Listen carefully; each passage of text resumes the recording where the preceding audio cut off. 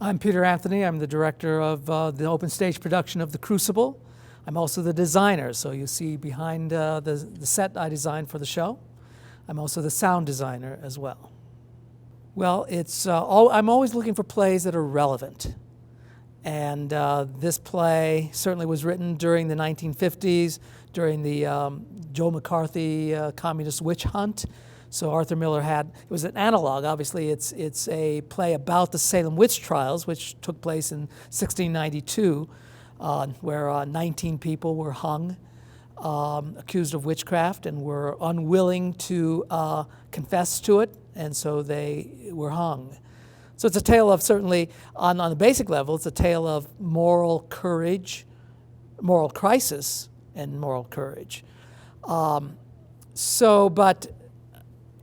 Arthur Miller saw this as an analog to what he was experiencing in the 1950s, and even now I think it's even more relevant, because we are still having witch hunts of one way or another, different context.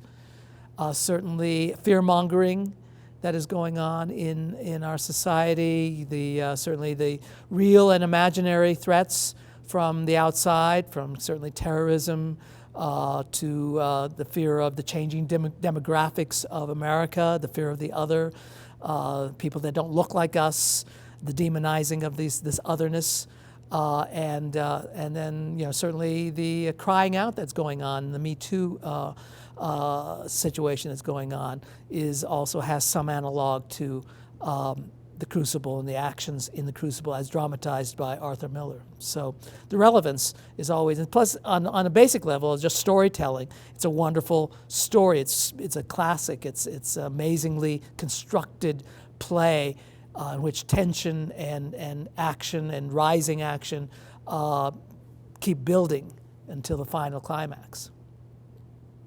When I talked with the costume designer, we talked about how we wanted to not distance Salem, 1692. We wanted to bring it a little bit more into we want to say, in production meetings we talked about an alternate reality, an alternate universe, so that we had a little bit more play in terms of how the costume design was being created, so that we were not slave to just a historical authenticity. We could play with it a little bit, and in that sense, kind of blurring the historical specificity and then bringing that a little bit to the forefront, so the audience would not be able to just distance and say these are just superstitious people in 1692 and have nothing to do with us. We wanted to bring that contemporary relevance to the audience, and that's part of the blurring that we did in terms of the costume design, and certainly the set itself is more of a metaphoric representation of the thematic dynamic that is going on in the play. Challenges are always, every play has unique challenges. This is a large cast show, so we have 19 actors performing, and we have certain scenes that we have 16 actors on stage, and so that is always a challenge, technically a challenge in a limited stage. The Magnolia Theater is not a large stage space. We make as much use of it and as good use of it, certainly, but that's always a challenge, not only in terms of the physical action that is needed, that is required of a scene, but also how do you draw the focus of the audience to where you want the eye to land in a scene. And so that working that is almost a choreography. It's almost dance-like in many ways, not that it's non-realistic movement, but in terms of the specificity and how each action from one character to the next dovetails into each other in a way that you create something that is visually stunning, visually has a focus, and that you lead the audience's eye to where you want them to watch. And so that's one. It's a text that is that is you're always dealing with scene transitions, and you want to make those as smooth as possible. You don't want to. I use transitions. What I mean, moving from one scene to the next. It's very important that that movement from one scene to the next is smooth. It is you use a blackout. In other words, where the stage goes dark for dramatic purposes, not for practical purposes. If you have a scene change where furniture needs to move, which we do have, there's something else going on. The eye, the focus, we bring the lights into a smaller area on one actor, or in one case we have a series of 3 sweepers that lead us into the next scene, in which one of the characters is sweeping. But rather than just going black and doing that, we have this notion of these 3 sweepers, and this is very choreographed. There's music going on, and it is this very very striking image of these 3 women sweeping, and of course that has a lot of other metaphors of witches and brooms, and 3 is also a mystical number. And so, and if people pick that up, that's fine. If they don't pick that up, that's fine too. But the image is very striking. And so they're watching a very striking image as the scene is being changed behind them. And so that it just smoothly moves in. So we're not in dark. I don't leave the audience in darkness. And there's other places where we use different devices, where the scene is shifting behind and we see something going on downstage in front of the scene shift, lit while the scene shift is being done in darkness. So that's also challenge. Structurally, plays always have those challenges. And it's always working and bringing to life the characters. You don't want working with the actors. I think if you cast well, those challenges are less. So that they always say 90% of directing is casting well, and so we have a marvelous cast. Wonderful group energy, ensemble. They work so well together, and that makes my job a lot easier. But it is that working with the actors and bringing to life moment by moment the action and the situation is always what dominates the rehearsal process, and so that is always challenging to communicate to the actors in a way that they will understand, and also trying on choices. You don't want to paint yourself into a corner with just a single choice too early. The early rehearsals are about exploring and trying on different choices and seeing what ultimately will work, is the best choice for this production, for these actors. So those are always challenges, but it's always it's work, but it's joyful work, particularly when you have a cast as wonderful as this cast is, and to work with. So speaking about certainly the challenges of transferring from rehearsal studio onto the stage, we have a limited amount of time. So I always make sure that the actors are ready to perform before we're in the theater. So that the challenge then is for the actors is not the acting, but it's about adapting to a new environment. And so that takes some time. It's some long hours, particularly bringing in the set, hanging the lights, focusing the lights, building the cues, light cues, sound cues. All of that is time consuming. And that's done before the actors come in. That has to happen in the case of the open stage tech week. That set and lighting and all of that prep happens in the one day. The actors are not called that day, and then the next day the actors come in. We add in costume, makeup, and of course they're getting the sense of the set for the first time. So those are always challenges. That's why it's very important that I know the performances are there, even for a moment they're occupied and their attention is to adapting to the new environment.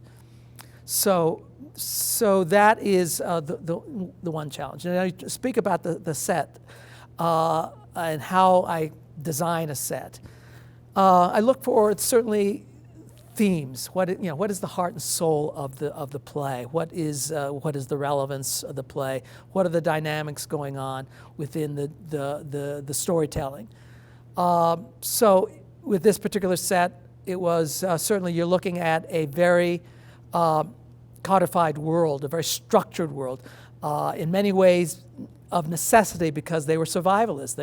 This is 1690s, in Massachusetts, and there was a frontier. They were survivalists. They were harsh winters.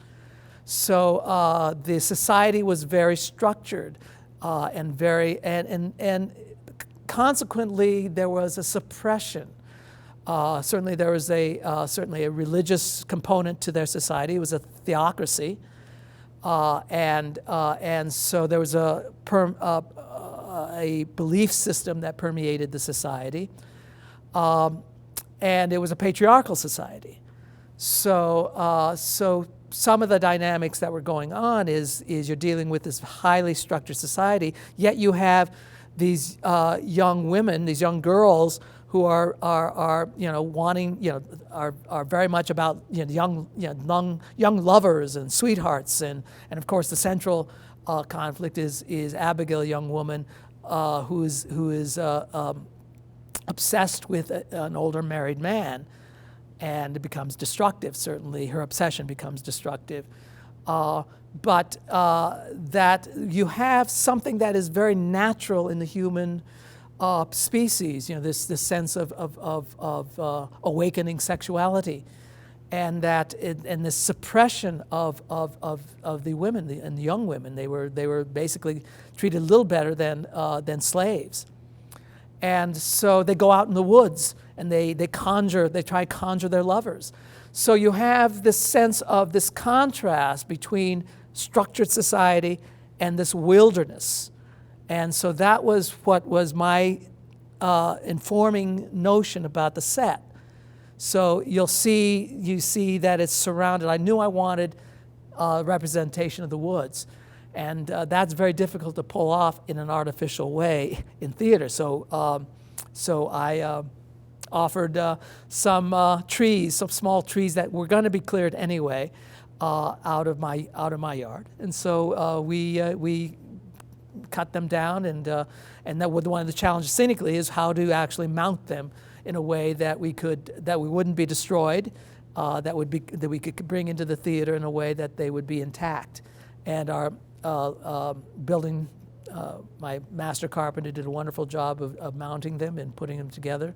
So you have the trees in the perimeter, and then you have above these beams representing kind of the architecture of Salem, but also in an abstract way this structured codified society in which the beams are hanging. They are almost like blown apart. There's a dynamic sense about these beams that they're not grounded in a way, and that's what is happening in the society. What is ripping apart the society is this notion of a energy that is coming from the feminine, that is a suppression of the feminine, that is actually erupting. And as with any group of people that is suppressed, that the natural expression is of their being, their culture, or their identity is being suppressed, that will eventually erupt in a society and unfortunately erupt in destructive ways to tear down a society, and so that there can be maybe a healing. And so that was what was informing this design. So you'd begin. I always work three-dimensionally. I build models. They're scale models. I don't do much in terms of sketching or renderings. I basically kind of work in my head and then go and start working with actual three-dimensional objects. So this whole natural bend in the beams, how they naturally kind of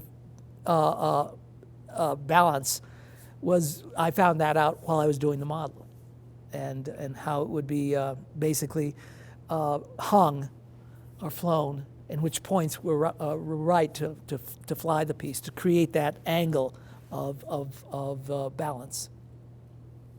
Well, who should see the play is anybody who loves good drama. This is an American classic, and it hasn't been done here for a while. And so I would say, lovers of good drama should see this. Certainly relevant drama, people who are maybe familiar with the piece want to see a version of it that maybe is different from others. There's some things unique about this production that are unlike other productions. It was, there's a recent revival of this just a couple years ago on Broadway. And I think it's being revived more because of its relevance.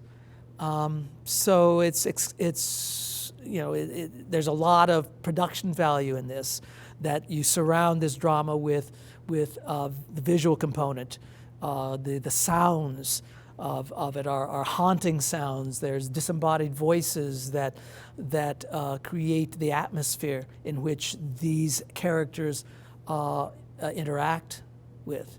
So it's I would say full spectrum theater.